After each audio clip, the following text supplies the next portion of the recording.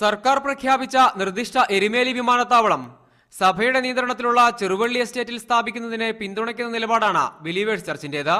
ഇത് സംബന്ധിച്ച് ഇതിനകം നിരവധി അനൌദ്യോഗിക ചർച്ചകൾ നടത്തിയതായി സഭാ വക്താവ് പ്രതികരിച്ചു. രാഷ്ട്രീയ പൊതുരംഗത്തേക്കുന്ന നേതാക്കളും നമ്മളുമായിട്ട് സംസാരിച്ചിട്ടുണ്ട്.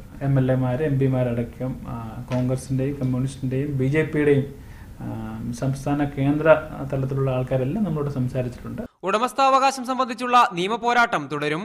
സഭയുടെ ഉടമസ്ഥാവകാശം അംഗീകരിച്ചുകൊണ്ടുള്ള സർക്കാരിന്റെ എല്ലാ നീക്കങ്ങളെയും പിന്തുണയ്ക്കും. സഭയ്ക്ക് പൂർണ്ണമായ ഉടമസ്ഥാവകാശം കോടതി കൽപ്പിച്ചു തന്നിട്ടുള്ള ഒരു എസ്റ്റേറ്റ്, പൈസ കൊടുത്തു വാങ്ങിയ എസ്റ്റേറ്റ്, ആരും ദാനമായിട്ട് ഒന്നുമല്ലല്ലോ. പിന്നെ ഗവൺമെന്റിന് ഇതിന് ടാക്സ് മുഴുവൻ അടച്ചുകൊണ്ടിരുന്ന ആ എസ്റ്റേറ്റിന്റെ. ഹാരിസൺസ് മലയാളം കമ്പനിയിൽ നിന്നാണ് ബിഷപ്പ് KP യോഹന്നാന്റെ നേതൃത്വത്തിലുള്ള ഗോസ്പൽ ഫോർ ഏഷ്യ 2500 ഏക്കറിലേറെയുള്ള ചെറുവള്ളി എസ്റ്റേറ്റ് വിലയ്ക്ക് വാങ്ങിയത്. ഹാരിസൺസിന്റെ കൈവശമുള്ളത് സർക്കാർ ഭൂമിയാണെന്ന് വ്യക്തമായിരുന്നു. ഇതേ തുടർന്ന് ചെറുവള്ളി എസ്റ്റേറ്റും ഏറ്റെടുക്കുന്നതായി റവന്യൂ സ്പെഷ്യൽ ഓഫീസറായിരുന്ന MG രാജമാണിക്യം ഉത്തരവിറക്കിയിരുന്നു.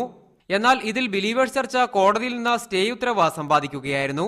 ചെറുവള്ളിയിൽ തന്നെ വിമാനത്താവളം സ്ഥാപിക്കാനുള്ള അണിയറ നീക്കം സജീവമാണ്.